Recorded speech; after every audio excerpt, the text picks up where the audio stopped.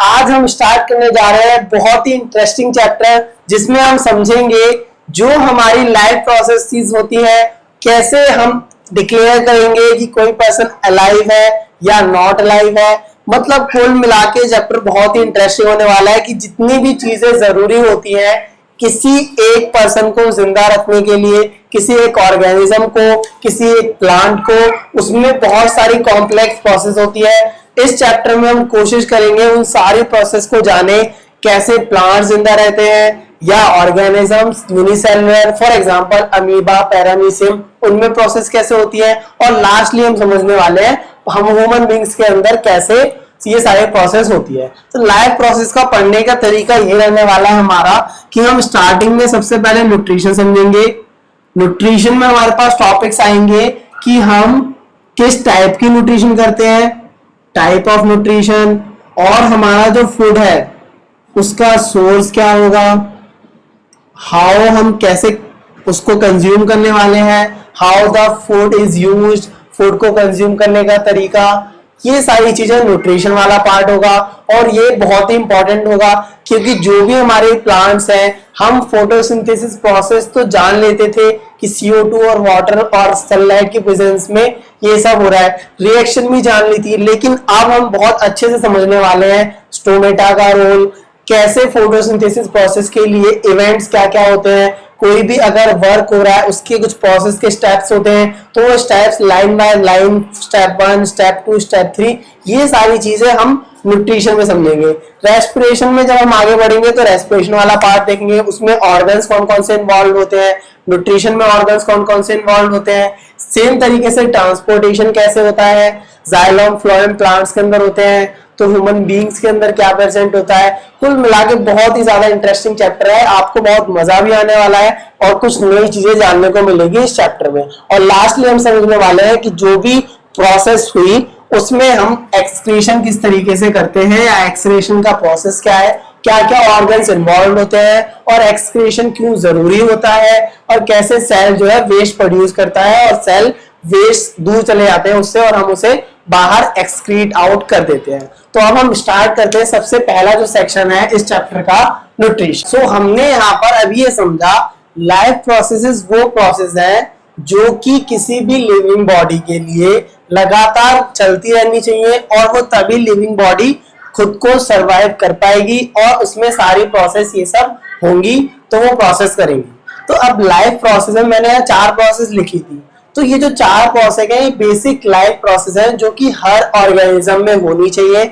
अगर वो सरवाइव करता है, वो जिंदा रहता है, लिविंग बॉडी है या कहीं तो अलाइव है, तो वो जो 4 basic process, nutrition, respiration, transportation और एक्सक्रीशन, ये 4 बेसिक प्रोसेस हैं जो हर ऑर्गेनिज्म में होती है, चाहे वो ग्रीन प्लांट हो या यूनिसेलुलर ऑर्गेनिजम्स हो या किसी भी दूसरे एनिमल्स का हम एग्जांपल ले सकते हैं। तो हम यहाँ पर इस लेक्चर में न्यूट्रिशन के बारे में जानेंगे, प्लांट के न्यूट्रिशन के बारे में जानेंगे और जो अमीबा में न्यूट्रिशन होता है। ठीक, तो न्यूट्रिशन यहाँ पे स्टार्टिंग से पहले अब हम जानते हैं कि न्यूट्रिशन की प्रोसेस का मतलब क्या है। तो आपने ये न्यूट्रिशन की प्रोसेस पहले भी सीखी थी, 7th 8th क्लास में आप आए थे, वहां पर भी जाना था न्यूट्रिशन क्लास का मतलब क्या होता है। तो न्यूट्रिशन का सिंपल आप हिंदी में समझो तो पोषण, कि आपको किस तरीके से कोई भी फूड मिलेगा उसको फूड का आप यूटिलाइज करोगे, इसलिए खुद की बॉडी को सरवाइव करने के लिए जो भी लाइफ प्रोसेस चलती है, रिपेयरिंग करना, एनर्जी देना, सबसे टॉप पे क्या होती है रिपेयरिंग, सबसे टॉप पे हमारी क्या होती है रिपेयरिंग। उसके बाद कि अगर बॉडी में कहीं से बाहर से एजेंट आया तो उसको रिपेयरमेंट करना है, या आपको कहीं से चोट लगी है तो उसका रिपेयरमेंट होगा। फिर हम जानते हैं हमें एनर्जी चाहिए किसी भी वर्क को करने के लिए। और तीसरी बात, हमारी ग्रोथ लगातार होती रहती है। एक छोटा बच्चा जो है उसकी एज हर ईयर जो है, हर ईयर हाइट उसकी लगातार बढ़ती रहती है और एक टाइम बाद जब एडल्ट हो जाता है तब भी उसमें कुछ ना कुछ ग्रोथ होती रहती है। हमारे हेयर्स ग्रो करते रहते हैं, हमारी बोन्स ग्रो करती रहती हैं, उनकी फिर एक लिमिट आती है। तो मैं आपको यह बताना चाहता हूं कि सिर्फ और सिर्फ एनर्जी के लिए हमें न्यूट्रिशन नहीं चाहिए होता। न्यूट्रिशन हमें 3 चीजों के लिए यहाँ पर मेन बेसिक बताई गई है, एनर्जी ऑब्टेन करने के लिए, बिल्डिंग के लिए और टिश्यूज बनाने के लिए। बिल्डिंग क्या, बिल्डिंग टिश्यूज। ठीक, तो ये वो प्रोसेस है जिससे ऑर्गेनिज्म अपना फूड ऑब्टेन करता है और उसका यूज करता है। यूटिलाइज मतलब क्या? यूज करना। यूटिलाइज मतलब क्या? यूज करना, इस्तेमाल करना, इस्तेमाल करना या यूज करना, लिख लो यूज, ठीक है। यूज करना एनर्जी को मिलने के लिए, बिल्डिंग उसको टिश्यूज डेवलप करने के लिए और उसके साथ साथ रिपेयर करना, ठीक। अब जब मैंने यहाँ पर न्यूट्रिएंट्स की बात करी, एक वर्ड लिखा है न्यूट्रिएंट्स, तो ये न्यूट्रिएंट्स क्या होंगे? कुछ स्पेसिफिक होंगे। न्यूट्रिएंट्स स्पेसिफिक का मतलब क्या है कि कुछ न्यूट्रिएंट्स होंगे जो कि फूड में होने ही चाहिए, तो आप उसको जरूरी होगा आपकी ग्रोथ के लिए। तो हम यहाँ पे न्यूट्रिएंट्स की एक बार डेफिनेशन जान लेते हैं। Substance which are necessary for proper growth and maintenance of living body. अब इस लाइन का मतलब क्या है कि जो न्यूट्रिएंट्स की हम बात कर रहे हैं वो एक्चुअली में मतलब है कि न्यूट्रिएंट्स में हमारे जो फूड है उसमें न्यूट्रिएंट्स होंगे, और न्यूट्रिएंट्स एक्चुअल में क्या है? वो सब्सटेंस जो कि किसी भी बॉडी के लिए प्रॉपर ग्रोथ और मेंटेनेंस के लिए जरूरी होता है, ठीक। अगर ग्रोथ हो रही है तो उसके लिए कुछ खास न्यूट्रिएंट्स चाहिए, जैसे कैल्शियम, है ना, और हमारे कार्बोहाइड्रेट, फैट, जो अलग अलग चीजें, प्रोटीन हम जानते हैं, ये सारी चीजें, ठीक। तो अभी सब्सटेंसेस को हम लिमिटेड रखते हैं और आगे बढ़ते हैं कि न्यूट्रिशन के बारे में जान रहे हैं। तो न्यूट्रिशन, अब मोड ऑफ न्यूट्रिशन का मतलब है कि किस तरीके से होगा आपका न्यूट्रिशन जो है, उसके तरीके बहुत हो सकते हैं, ठीक। अभी हम मोड ऑफ न्यूट्रिशन समझेंगे, उसके बाद टाइप्स ऑफ न्यूट्रिशन समझेंगे। दोनों अलग अलग चीजें, कंफ्यूज होने की जरूरत नहीं है। मोड ऑफ न्यूट्रिशन का मतलब क्या है? मेथड जिससे फूड कोई ऑर्गेनिज्म अपना ऑब्टेन करता है या प्रोक्योर करता है। यहाँ पे प्रोक्योरिंग वर्ड लिखा है, आप इसको सिंपल इंग्लिश में समझ सकते हो ऑब्टेन। लेकिन ऑब्टेन में आपको अभी प्रॉब्लम समझ में आ जाएगी कि ऑब्टेन में क्या प्रॉब्लम है जब हम टाइप्स ऑफ न्यूट्रिशन समझेंगे। इसीलिए हमने प्रोक्योरिंग वर्ड स्पेसिफिकली यहाँ यूज करा है किसी भी ऑर्गेनिज्म के मोड ऑफ न्यूट्रिशन को समझाने के लिए। फॉर एग्जाम्पल, अगर हम एग्जाम्पल समझे, जैसे प्लांट्स और कुछ बैक्टीरिया, उनके पास ग्रीन पिगमेंट होता है, क्लोरोफिल। ये बात तो आप जानते हैं कि कुछ प्लांट्स सारे प्लांट्स लगभग, और कुछ बैक्टीरिया में ग्रीन पिगमेंट होता है, क्लोरोफिल, और इसका वो लोग यूज करते हैं to prepare their own food, to prepare their own food. तो plants and some bacteria have green pigment chlorophyll to prepare their own food, है ना। जबकि मतलब यहाँ पे ग्रीन पिगमेंट और क्लोरोफिल का यूज करके अपना ये खाना बना रहे हैं। लेकिन एनिमल्स और फंजाई क्या करते हैं? Depends on other green plants और ऑर्गेनिजम्स। ये बात समझ में आई? जो एनिमल्स हैं या फंजाई हैं, ये तो डिपेंड करते हैं दूसरे ग्रीन प्लांट पे या दूसरे ऑर्गेनिजम्स में खुद के फूड के लिए। मतलब इनका जो न्यूट्रिशन है वो खुद से प्रिपेयर नहीं करना, दूसरे पे डिपेंडेंट रहना है, ठीक। तो हम भी एनिमल्स की कैटेगरी में आ जाते हैं, तो हम जो है दूसरे पे डिपेंड करते हैं अपने फूड के लिए। और ऐसे ही सेम फंजाई, तो प्लांट्स और कुछ बैक्टीरिया ऐसे हैं जिनमें खुद का ग्रीन पिगमेंट होता है और वो खुद का ही खाना प्रिपेयर करते हैं सनलाइट और CO2 और वाटर की प्रेजेंस में। ये सब आगे की बात थी, ठीक। तो मोड ऑफ न्यूट्रिशन में किस तरीके से वो ऑब्टेन करेंगे अपने न्यूट्रिशन को। तो सबसे पहला जो पार्ट है इसमें हम दो पढ़ते हैं। मोड ऑफ न्यूट्रिशन में दो चीजें पढ़ोगे आप, पहला ऑटोट्रॉफिक न्यूट्रिशन, दूसरा हेटेरोट्रॉफिक न्यूट्रिशन। अभी हम ऑटोट्रॉफिक न्यूट्रिशन से स्टार्ट करते हैं। तो ऑटोट्रॉफिक न्यूट्रिशन का मतलब क्या है? आप ऑटो वर्ड का मतलब समझो। ऑटो वर्ड का मतलब क्या होता है? खुद से, ठीक है। ऑन सेल्फ, मतलब ऑटो खुद से ही, वो सेल्फ से ही यूज कर रहे हैं हम उसका न्यूट्रिशन, वो खुद ही ऑब्टेन कर रहा है न्यूट्रिशन को। तो कुछ ऑर्गेनिजम्स अपना जो फूड है वो ऑब्टेन करते हैं इनऑर्गेनिक सोर्सेज का। इनऑर्गेनिक सोर्सेज उनके अंदर क्या होते हैं देखो। तो some organism use simple food material obtain from inorganic sources. तो ये इनऑर्गेनिक सोर्सेज इंपॉर्टेंट है। इनऑर्गेनिक सोर्सेज बहुत इंपॉर्टेंट बात है यहाँ पे कि हम इनऑर्गेनिक सोर्सेज पढ़ तो लेते हैं, मतलब क्या होता है तो अभी आप 10th क्लास में हो तो आपके लेवल के लिए ऐसे समझ सकते हो आप नॉन लिविंग सोर्सेज। ठीक, तो इनऑर्गेनिक में नॉन लिविंग सोर्सेज का एग्जांपल जैसे CO2 एंड वाटर। अगर मैं आपसे पूछूं क्या वाटर में लाइफ होती है तो आंसर होगा नो। वाटर खुद से मूवमेंट नहीं शो करता, ना ही वाटर रेस्पिरेशन करता, ना ही वाटर में रिपेयरिंग चल रही, ना वो बिल्ड हो रहा है टाइम टू टाइम बढ़ जाएगा, ऐसा कुछ नहीं होता। तो वाटर हमारे पास क्या है, नॉन लिविंग। ऐसे ही सेम हमारे पास CO2 भी नॉन लिविंग थिंग है। तो इनऑर्गेनिक सोर्स का मतलब क्या है कि एक आप समझ लो नॉन लिविंग से आप वो ऑब्टेन कर रहा है अपने फूड को, और वो CO2 और वाटर की फॉर्म में ऑब्टेन करेगा और उसका यूटिलाइज करेगा खुद का फूड प्रिपेयर करने में। और उसके पास क्लोरोफिल है, ग्रीन पिगमेंट है, और साथ में सनलाइट आ रही होगी तो वो उसको प्रिपेयर करेगा इसकी फॉर्म में। ठीक, तो ऑटोट्रॉफिक न्यूट्रिशन में इनऑर्गेनिक सोर्सेज का यूज करते हैं, और जो ऑर्गेनिज्म इनका यूज करते हैं या इस प्रोसेस से चलते हैं अपना न्यूट्रिशन ऑब्टेन करते हैं, उनको हम ऑटोट्रॉफ्स बोलते हैं। तो ये ध्यान रखना, ऑटोट्रॉफ्स और हेटेरोट्रॉफ्स में डेफिनेशन पूछ लेते हैं। तो ऑटोट्रॉफ्स क्या है, ऑटोट्रॉफ्स इसमें डेफिनेशन लिख लो, organisms that obtain their food from autotrophic mode of nutrition।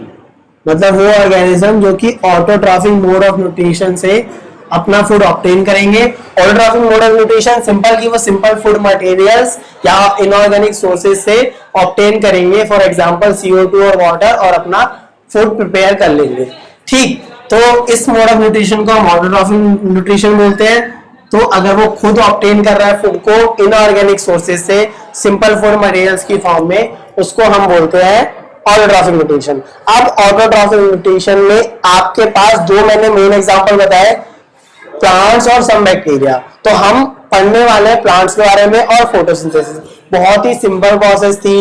अब हम और अंदर जब जाएंगे तो हम समझने वाले हैं कि फोटोसिंथेसिस में क्या क्या इवेंट्स होते हैं, कौन कौन चीजें इसमें इन्वॉल्व होती है, और बहुत सारी बातें समझते हैं। अब देखो, अभी हमने जाना कि ऑटोट्रॉफिक न्यूट्रिशन में जो भी हमारे पास ऑर्गेनिज्म होगा वो इनऑर्गेनिक सोर्सेज का यूज करेगा, सिंपल फूड मटेरियल बनाएगा इसकी फॉर्म में, और जो एनर्जी होगी वो खुद से ही प्रिपेयर करेगा फूड को और उससे ऑब्टेन करेगा। ठीक, तो इसी में सबसे पहला हमारे पास एग्जांपल होता है ग्रीन प्लांट का, और हम प्लांट के न्यूट्रिशन के बारे में समझ रहे हैं जो कि फोटोसिंथेसिस प्रोसेस बहुत ही सालों से पढ़ते हुए आ रहे हैं। ठीक, तो वही प्रोसेस है, लेकिन हम बहुत इलैबोरेट करके पढ़ने वाले हैं इस बार। लीफ के स्ट्रक्चर को जानेंगे, क्या क्या एकदम स्टेप वाइज प्रोसेस होती है वो सब, और रिएक्शन क्या होती है, रिएक्शन में से और क्या चीजें पता लगती है, और उसके साथ साथ कैसे फूड स्टोर होता है, वो सारी चीजें आपको यहाँ पता चलेगी। तो सबसे पहले ये कॉम्प्लेक्स प्रोसेस होती है जिसमें आप ग्रीन पार्ट्स ऑफ प्लांट, यहाँ पे ग्रीन पार्ट ऑफ प्लांट का यूज होता है जो कि एक्चुअली में क्या है, क्लोरोप्लास्ट। ठीक, क्लोरोप्लास्ट के अंदर क्या होती है, क्लोरोफिल। ठीक, तो ग्रीन पार्ट ऑफ प्लांट। अब ये क्लोरोप्लास्ट और क्लोरोफिल एक्चुअल कहां प्रेजेंट होंगे, लीफ में। ठीक, तो वो ग्रीन पार्ट ऑफ प्लांट का यहाँ मतलब ये है कि ये लीफ की बात कर रहा है। ठीक, और इसी पार्ट ऑफ प्लांट में ऑर्गेनिक फूड सिंथेसाइज होता है। कहाँ सोर्सेज है, देखो ध्यान से, इनऑर्गेनिक सोर्सेज का हम यूज कर रहे हैं और उससे इनऑर्गेनिक फूड बना रहे हैं जिसके अंदर लाइफ है। तो इनऑर्गेनिक जिसमें लाइफ नहीं थी, कार्बन डाइऑक्साइड और वाटर, और उससे हम सिंथेसाइज कर रहे हैं एक ऑर्गेनिक फूड को। ठीक, तो इसीलिए प्रोसेस इंपॉर्टेंट हो जाती है। तो फूड प्रिपेयर किससे किया जाता है, CO2 से और वाटर से। किसकी प्रेजेंस में, सनलाइट और क्लोरोफिल की प्रेजेंस में। तो अगर हम इसकी रिएक्शन लिखना चाहे तो रिएक्शन ऐसे होगी, देखो ध्यान से। अगर मैं इसकी रिएक्शन लिखूं तो यहाँ पे CO2 है हमारे रिएक्टेंट में और H2O है रिएक्टेंट में। ये रिएक्ट करके फॉर्म करते हैं C6H12O6। यही हमारा ऑर्गेनिक फूड है। ठीक, और साथ में ऑक्सीजन गैस और H2O। ठीक, एक एक करके सारी बातें जानते हैं। कार्बन डाइऑक्साइड है ये, इनऑर्गेनिक सोर्स। ठीक, इसके नोट्स साथ के साथ प्रिपेयर कर लेना वीडियो देख देख के, ताकि आपका ज्यादा टाइम कंज्यूम नहीं होगा। ठीक, अब ये इंपॉर्टेंट चीज है, ये है हमारे पास ग्लूकोज। ठीक, इसी को हम कार्बोहाइड्रेट भी बोलते हैं जब इसके बहुत सारे मॉलिक्यूल्स आ जाते हैं। ठीक, और यही आपके पास एग्जांपल किसका है, ऑर्गेनिक फूड का।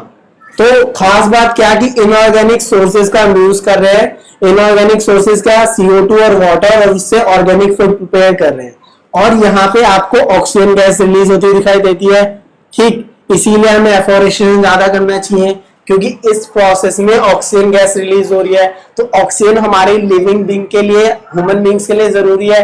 तो हम अलाइव इसीलिए है कि ऑक्सीजन गैस हमारे एनवायरनमेंट में प्रेजेंस है। तो अगर हम सारे ट्रीज कट कर देंगे, सारे ग्रीन प्लांट कट कर देंगे, तो ये ऑक्सीजन गैस रिलीज नहीं होगी और ऑक्सीजन की अल्टीमेटली क्वांटिटी डिक्रीज हो जाएगी और हमें प्रॉब्लम होगी ब्रीथिंग में। ठीक, अब यहाँ पे देखो H2O यहाँ रिएक्टेंट में भी है और H2O यहाँ प्रोडक्ट में भी है। तो इसका मतलब ये जो H2O है कि ये जो लीव्स है वो H2O रिलीज भी कर रहे हैं, और ये रिलीज करते हैं, ट्रांसपिरेशन प्रोसेस होती है।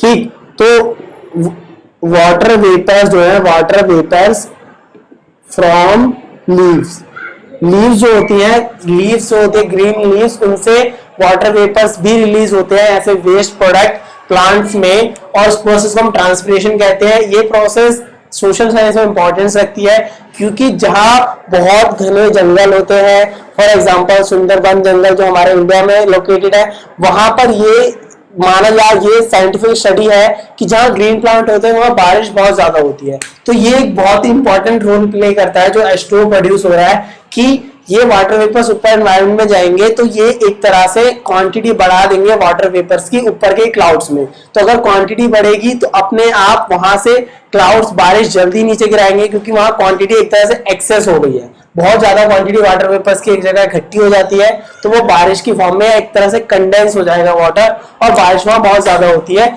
जहां ग्रीन प्लांट्स होते हैं। ठीक, अब इक्वेशन बैलेंस नहीं है तो इक्वेशन को हम साथ में बैलेंस भी कर लेते हैं।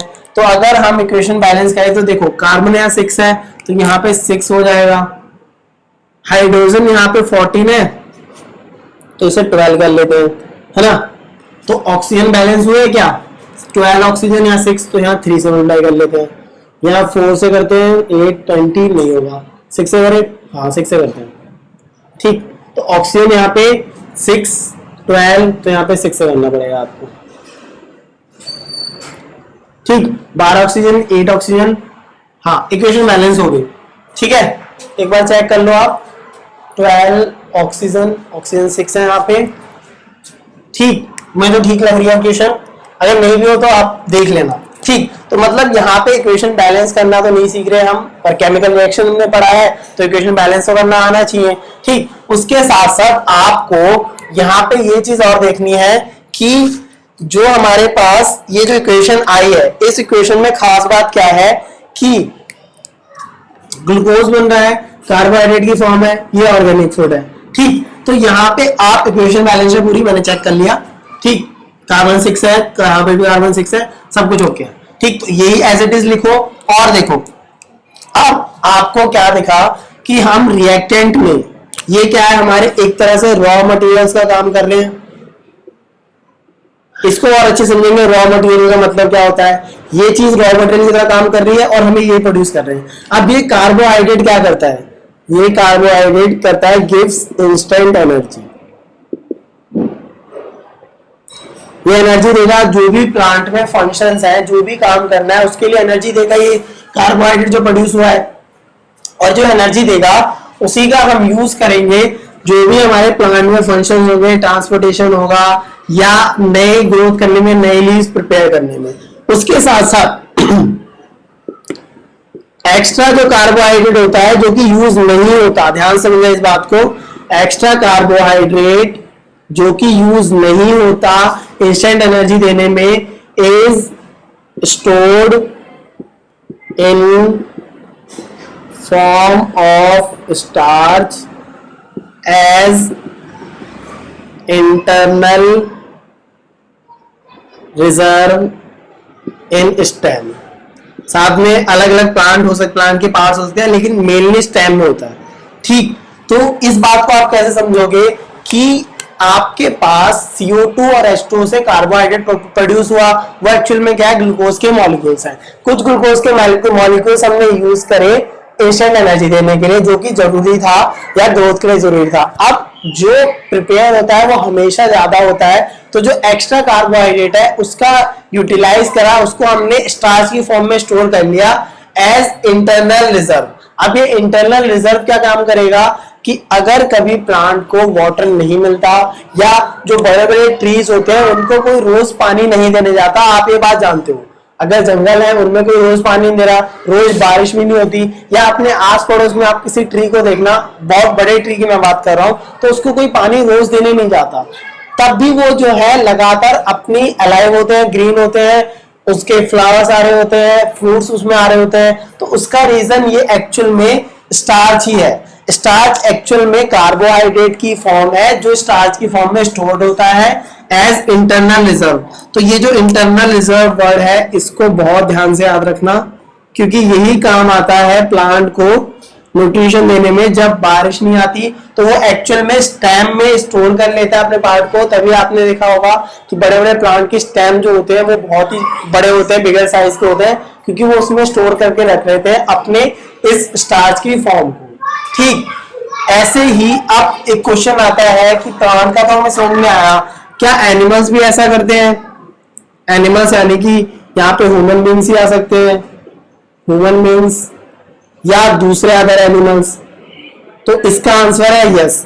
जो भी हम फूड खाते हैं, अब हम जो खाना खा रहे हैं उसमें हम उसका यूटिलाइज कर लेते हैं एनर्जी लेने के लिए। ठीक, एनर्जी तो हमें चाहिए ही चाहिए, उसके साथ साथ जो एक्स्ट्रा होती है वो हमारी बॉडी में ग्लाइकोजन की फॉर्म में हो जाता है। ठीक, तो ये भी कार्बोहाइड्रेट की फॉर्म है, लेकिन प्लांट में कार्बोहाइड्रेट स्टार्च की फॉर्म में होता है, स्टार्च, और एनिमल्स के केस में ये ग्लाइकोजन की फॉर्म में होता है। GLYCOGN वर्ड याद रखना, आपसे पूछा जा सकता है कि किस फॉर्म में एनिमल्स में कार्बोहाइड्रेट स्टोर रहता है। अब ये इंटरनल रिजर्व है, अगर हम कभी खाना नहीं खाते या किसी दिन हमारी तबीयत खराब होती है और खाना खाने का मन नहीं होता, हम तब भी अलाइव रहते हैं। तो इसका रीजन यही है कि जो फूड या कार्बोहाइड्रेट है वो ग्लाइकोजन की फॉर्म में स्टोर रहता है, तो वो ज्यादा देर तक इन हमारी बॉडी को लगातार एनर्जी प्रोड्यूस कर सकता है। लेकिन इंटरनल रिजर्व कम होगा, खर्च होगा, तो हमें कमजोरी आएगी या वीक हो जाते हैं। आपने देखा होगा कई लोगों को वेट लॉस बहुत ज्यादा हो जाता है, तो उसका रीजन यही है, यहां से आप समझ सकते हो। ठीक, तो ग्लूकोज प्रोड्यूस हुआ, ऑर्गेनिक फूड था, इनऑर्गेनिक सोर्सेज से, ये इंपॉर्टेंट बात थी पूरी रिएक्शन में। अब यहाँ पे ये पूरी रिएक्शन आपने देख ली, तो ये तो मैंने डायरेक्ट रिएक्शन लिख दी कि ऐसे बन गया, लेकिन एक्चुअल में तो ऐसा नहीं होने वाला। कोई भी अगर प्रोसेस होती है तो उसका एक तरीका होता है करने का, एक काम करने का तरीका होगा कि पहले ये चीज होगी, फिर उसके बाद कुछ बनेगा, कुछ और फॉर्मेशन होगा। तो हम यहाँ पे अब समझते हैं इवेंट्स ऑफ फोटोसिंथेसिस कि कैसे जो है ये फोटोसिंथेसिस प्रोसेस काम में लाती है। तो देखो, absorption of light energy by chlorophyll, इसका मतलब क्या है कि जो सनलाइट से आएगी ये लाइट एनर्जी, सनलाइट से जो लाइट एनर्जी आएगी वो क्लोरोफिल एब्सॉर्ब करेगी। ठीक, और उस लाइट एनर्जी को जो एब्सॉर्ब करा उसका कन्वर्जन होगा, उसको बदलेंगे केमिकल एनर्जी में, और उसके साथ साथ कन्वर्जन किसका होगा, वाटर मॉलिक्यूल्स का। जो H2O है वो H2O वाटर मॉलिक्यूल्स का कन्वर्जन हो जाएगा हाइड्रोजन और ऑक्सीजन में। ठीक, तो देखो यहाँ पे H2O था वाटर, अब ये कन्वर्ट किसमें हो गया, हाइड्रोजन में, ऑक्सीजन में। ठीक, तो यही एक रीजन है कि ऑक्सीजन गैस रिलीज होती होगी कि यहाँ पे आपका वाटर मॉलिक्यूल कन्वर्ट हो रहा है ऑक्सीजन में। ठीक, और लास्टली क्या होता है, जो ये CO2 है इसका रिडक्शन हो जाता है कार्बोहाइड्रेट में, C6H12O6 कह सकते हैं। सारे पार्ट तो सारे इन्वॉल्व होंगे पूरी रिएक्शन में। अब हम इसके अलग अलग पार्ट करके देख रहे हैं, ओवरऑल रिएक्शन नहीं देख रहे। तो देखो, आप कार्बन में यहाँ पे एक भी हाइड्रोजन नहीं था, यहाँ हाइड्रोजन का एडिशन हुआ, तो हम कह सकते हैं रिडक्शन हुआ है। तो ये तीनों पार्ट बहुत इंपॉर्टेंट है, आपसे पूछे जाते हैं। आपको इनकी स्टेटमेंट लिख दोगे तो काम चल जाएगा, लेकिन रिएक्शन लिख के मैंने बताया कि ऐसा एक्चुअल में होता है, और आपकी जो कंसेप्ट बिल्डिंग है वो अच्छे से रहेगी। तो ध्यान रखना इस बात को। अब लास्टली एक पॉइंट आता है कि क्या ये प्रोसेस लगातार हो जाते हैं, कि अगर मैंने आपको बोला कि एब्जॉर्प्शन हुआ क्लोरोफिल का, उसके बाद कन्वर्जन हुआ और उसके बाद रिडक्शन हुआ, तो ऐसा जरूरी नहीं कि ये प्रोसेस लगातार एकदम से हो जाए कि सन होगा, सनलाइट आई, तुरंत से उस पर पड़ी, क्लोरोफिल ने ट्रैप करा, उसको केमिकल एनर्जी में कन्वर्ट करा, वाटर मिला उसे सुबह सुबह, उसने कन्वर्ट करा और फिर रिडक्शन हो गया CO2 का कार्बोहाइड्रेट में और जो फूड था वो प्रिपेयर हो गया, है ना। तो ये प्रोसेस देखने में सही लगता है लेकिन कॉम्प्लेक्स बहुत होता है। तो ये जो हैशटैग लिखा है मैंने, इसका मतलब क्या है कि ये स्टेप्स लगातार एक साथ नहीं होते। फॉर एग्जाम्पल अगर हम डेजर्ट प्लांट्स की बात करें तो डेजर्ट प्लांट्स एक्चुअल में क्या करते हैं, at night they absorb CO2। ठीक, रात के टाइम ये CO2 एब्जॉर्ब करते हैं, at night they absorb CO2 and form intermediate. ठीक, अब इंटरमीडिएट का मतलब क्या है अभी समझेंगे। और उसके बाद ड्यूरिंग डे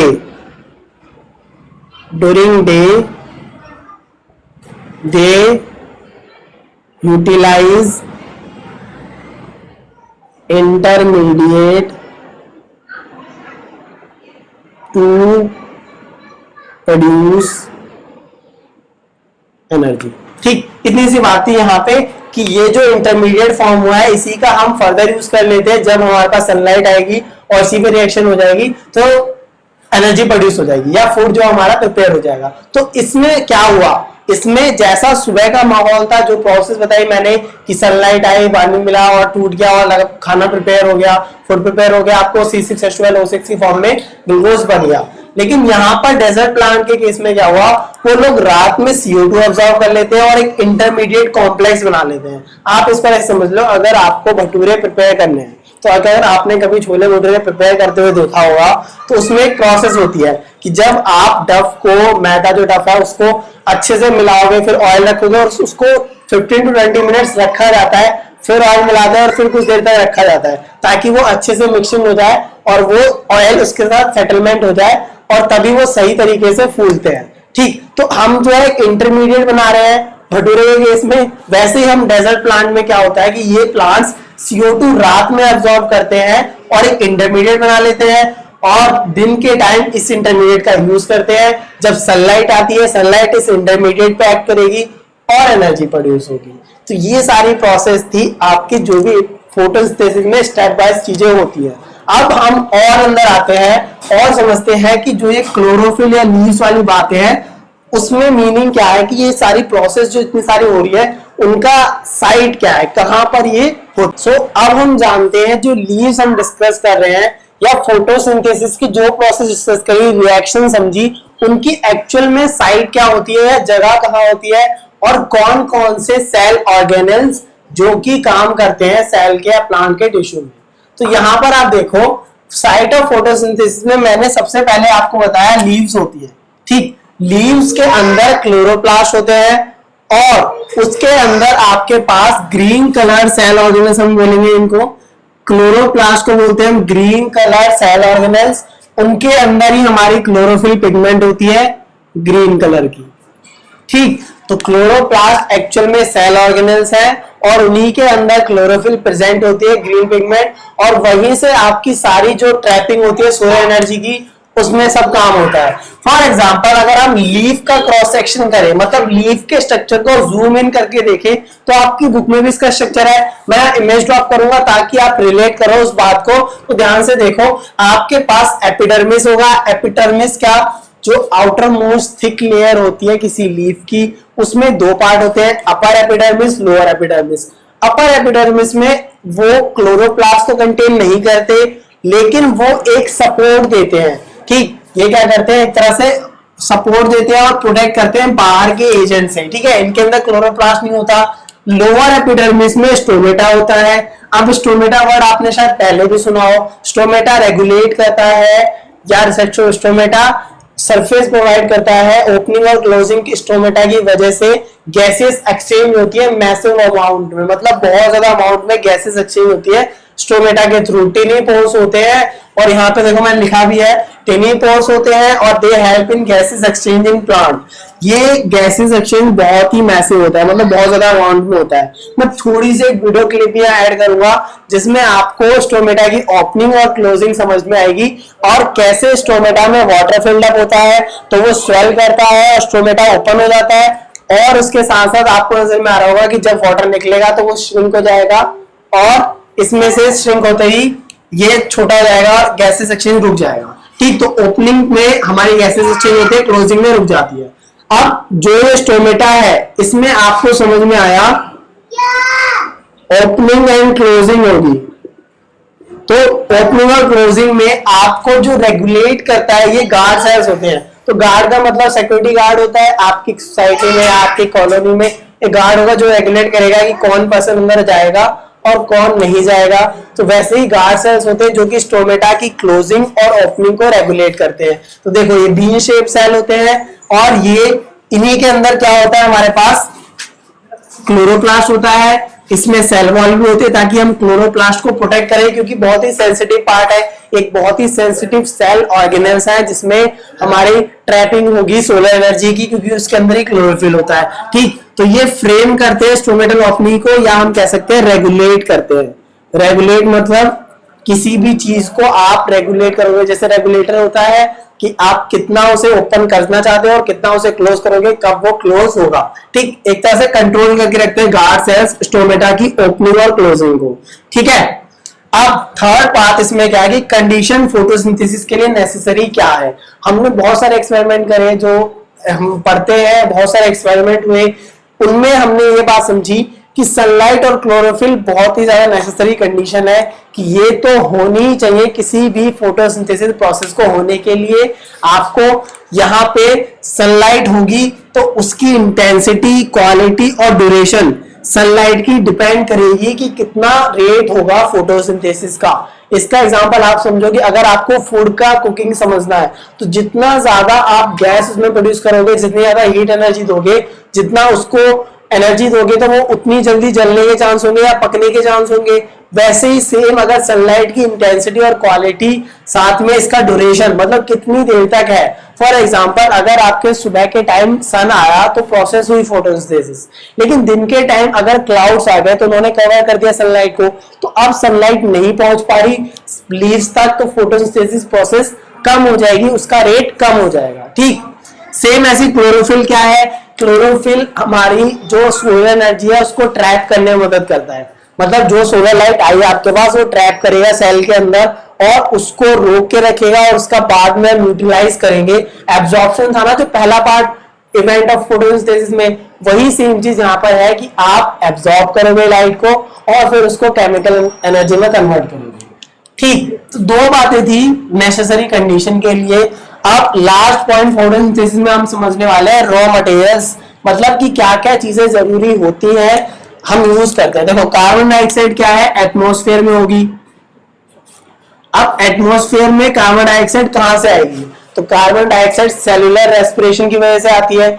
जब भी कोई ऑर्गेनिज्म अदर देन प्लांट्स या एनिमल्स जो है वो रेस्पिरेशन करेंगे तो वो CO2 गैस रिलीज करते हैं। वही CO2 gas green plant utilise करते हैं, उनको ट्रैप करते हैं। अब ट्रैप कैसे होगा, ट्रैप तो वर्ड नहीं, एक्सचेंज होगा गैसेस का, एग्जिट और एक तरह से एंट्री और एग्जिट होगा, और वो कौन करेगा, स्टोमेटा से इसकी एग्जिट होती है। स्टोमेटा रेगुलेट करता है ना, स्टोमेटा को गार्ड सेल्स रेगुलेट करते हैं। तो स्टोमेटा में क्या होती है, सरफेस होती है या टिनी पोर्स होते हैं।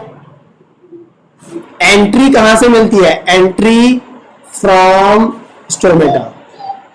ठीक, तो प्लांट्स में एंट्री कार्बन डाइऑक्साइड को स्टोमेटा से मिलती है। अब हमारे पास कार्बन डाइऑक्साइड की बात समझ में आ गई, और कार्बन डाइऑक्साइड ही आपका रिड्यूस होता है ग्लूकोज में, तो ये रॉ मटेरियल तो जरूरी है। और कैसे होता है हमने वो भी समझ लिया, लीव्स में स्टोमेटा में यहाँ पर टिनी पोर्स होते हैं और वहां से गैसेस एक्सचेंज होती है। ठीक, CO2 आएगी और O2 निकलेगी। वाटर ये absorb from roots, absorbed from roots. ठीक, और transported through xylem to various parts of plant। ठीक, तो एक चीज आपको ध्यान क्या रखनी है कि वाटर जो है वो रूट्स एब्जॉर्ब करती है। ये बात तो आपको पता है कि कभी भी आप प्लांट के लीव्स पे वाटर डाल के उसकी फोटोसिंथेसिस प्रोसेस नहीं कर सकते। अगर आपको वाटर देना है तो आप रूट्स में वाटर दोगे तो वो रूट्स एब्जॉर्ब करेंगी वाटर को और जाइलम के थ्रू पूरे पार्ट्स ऑफ प्लांट में पहुंचा देंगी।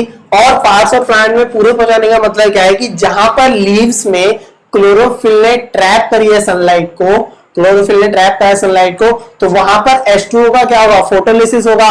फोटोलिसिस मतलब मैंने आपको बताया था कि अभी थोड़ी देर पहले कि वाटर मॉलिक्यूल्स H2 और O2 में ब्रेक होता है, तो आप लिख लेना इस बात को, इसी को हम फोटोलिसिस प्रोसेस बोलते हैं। आप लाइट एनर्जी की हेल्प से ब्रेक कर रहे हो H2O के मॉलिक्यूल को। मैं यहाँ पे रिएक्शन लिख देता हूं, H2O ब्रेक हो रहा था, इसको हम बोलते हैं photolysis, H2 plus half O2।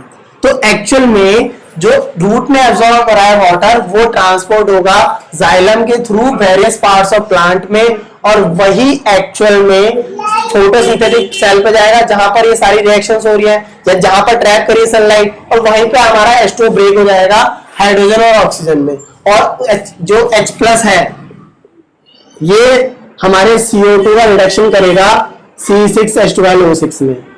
ठीक, थोड़ी ये हाई क्लास की बातें है लेकिन आप इतना अच्छे से समझ लो तो ये बात भी जान लो कि ऐसा होता है, फोटोलिसिस होती है।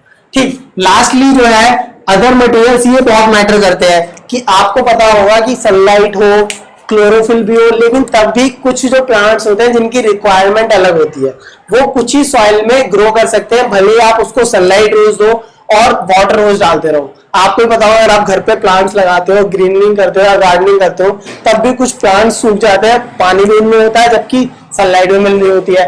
तो उसका रीजन हो सकता है कि उसमें सॉइल न्यूट्रिएंट्स कम हो। ठीक है, सॉइल न्यूट्रिएंट्स क्या, अब CO2 और वाटर के अलावा किसी भी प्लांट को, हर प्लांट के लिए स्पेसिफिक होता है, उसको कुछ ये न्यूट्रिएंट्स चाहिए। अब मैं नोट कर रहा हूं, आप लिखना, नाइट्रोजन, फॉस्फोरस, आयरन, मैग्नीशियम। ठीक, तो वैसे तो उनकी क्वांटिटी कम ही मात्रा में चाहिए होती है लेकिन ये बहुत ज्यादा मैटर करते हैं हमें जब इनको प्लांट्स को ग्रोथ करानी हो या उसे अलाइव रखना हो। ठीक, अब नाइट्रोजन के लिए बहुत ही इंटरेस्टिंग डिस्कशन है, मैं यहाँ बताना चाहूंगा तुम्हें। ठीक है, ध्यान से सुनना। अब जो नाइट्रोजन है, हमने एक नाइट्रोजन साइकिल पढ़ी थी 9th क्लास में शायद, अगर आपको याद हो। तो नाइट्रोजन साइकिल में क्या होता था कि नाइट्रोजन जो एटमॉस्फेरिक नाइट्रोजन है उसमें कुछ बैक्टीरिया होंगे जो एटमॉस्फेरिक नाइट्रोजन को किसमें कन्वर्ट करते हैं, नाइट्रेट्स या नाइट्राइट्स। ठीक, तो एक्चुअल में कभी भी प्लांट को सॉइल में ऐसे ही रखा नाइट्रोजन नहीं मिलता, एक्चुअल में नाइट्रेट्स और नाइट्राइट्स की फॉर्म में नाइट्रोजन मिलता है। सॉइल में नाइट्रेट्स और नाइट्राइट्स प्रेजेंट होते हैं और इनको कौन बनाता है, इनको बैक्टीरिया बनाता है एटमॉस्फेयर से नाइट्रोजन लेके, है ना। एक स्पेसिफिक एग्जांपल हम यहाँ पे राइजोबियम बैक्टीरिया यूज कर सकते हैं। राइजोबियम बैक्टीरिया ये एक्चुअल में ऑर्गेनिक फॉर्म बनाता है, ऑर्गेनिक फॉर्म बनाता है, ऑर्गेनिक फॉर्म ऑफ नाइट्रोजन, और इसने सॉइल में बनाई ऑर्गेनिक फॉर्म ऑफ नाइट्रोजन, और इसको जो हमारी सॉइल प्लांट की रूट से एब्जॉर्ब करेंगी, और जो न्यूट्रिएंट्स चाहिए किसी भी लीव्स या पार्ट ऑफ प्लांट को फोटोसिंथेसिस प्रोसेस को जरूरी रखने के लिए, है ना, कुछ न्यूट्रिएंट्स में चाहिए होती है। तो ये जहां पे 4 लिखे मैंने, और भी हो सकती है ज्यादा, पर मेजर बेसिक ये होती है। और नाइट्रोजन में डिस्कशन ये था कि नाइट्रेट्स और नाइट्राइट्स की फॉर्म में सॉइल प्रेजेंट होता है, क्योंकि ऐसे एटमॉस्फेरिक नाइट्रोजन नहीं होता सॉइल के अंदर, तो ये बैक्टीरिया कन्वर्ट कर देते हैं नाइट्रोजन को नाइट्रेट्स नाइट्राइट्स में, रूट्स एब्जॉर्ब करती है और हमारे पास जो न्यूट्रिएंट्स चाहिए नाइट्रोजन वो पहुंच जाता है। ठीक, तो ये सारी बातें थी पूरी फोटोसिंथेसिस प्रोसेस की। तो अभी मुझे उम्मीद है आपको ऑटोट्रॉफिक न्यूट्रिशन और जो फोटोसिंथेसिस है वो अच्छे समझ में आया होगा। तो ये चीजें अच्छे समझना जरूरी है क्योंकि जैसे हम आगे बढ़ेंगे चैप्टर में तो बहुत चीजें कॉम्प्लेक्स हो जाएंगी। ठीक, तो यहां तक इतनी बात थी हमारे ऑटोट्रॉफिक न्यूट्रिशन की। अब हम नेक्स्ट लेक्चर में डिस्कस करेंगे हेटेरोट्रॉफिक न्यूट्रिशन, कि कैसे जो ग्रीन प्लांट ने फूड प्रिपेयर करा, ऑर्गेनिक फूड, उसका यूटिलाइज करते हैं दूसरे प्लांट, दूसरे एनिमल्स, ऑर्गेनिज्म खुद का, क्योंकि हेटेरोट्रॉफिक दूसरे पे डिपेंड करता है ना। और साथ में डिफरेंस जानेंगे हेटेरोट्रॉफिक न्यूट्रिशन का, ऑटोट्रॉफिक न्यूट्रिशन का। और लास्ट में हम देखने वाले हैं न्यूट्रिशन इन ह्यूमन बींग्स, वो कैसे होता है उस चीज को भी बहुत अच्छे समझेंगे, जैसे फोटोसिंथेसिस प्रोसेस हमने समझा। तो इस लेक्चर में इतना ही था। अच्छे से नोट्स प्रिपेयर करना, एक एक चीज मैंने बोर्ड पे लिखाई है ताकि आपको नोट्स बनाने में आसानी हो। मेरे साथ साथ नोट्स बनाओगे, अच्छे नोट्स प्रिपेयर होंगे और आपको एग्जाम में बहुत कह रहा हूं, आप एग्जाम टाइम जब आएगा ना तब आप कहोगे कि नोट्स मैंने प्रिपेयर करे तो मेरा रिवीजन अच्छे से हो रहा है। सो इतना ही था इस लेक्चर में। Thank you so much for watching.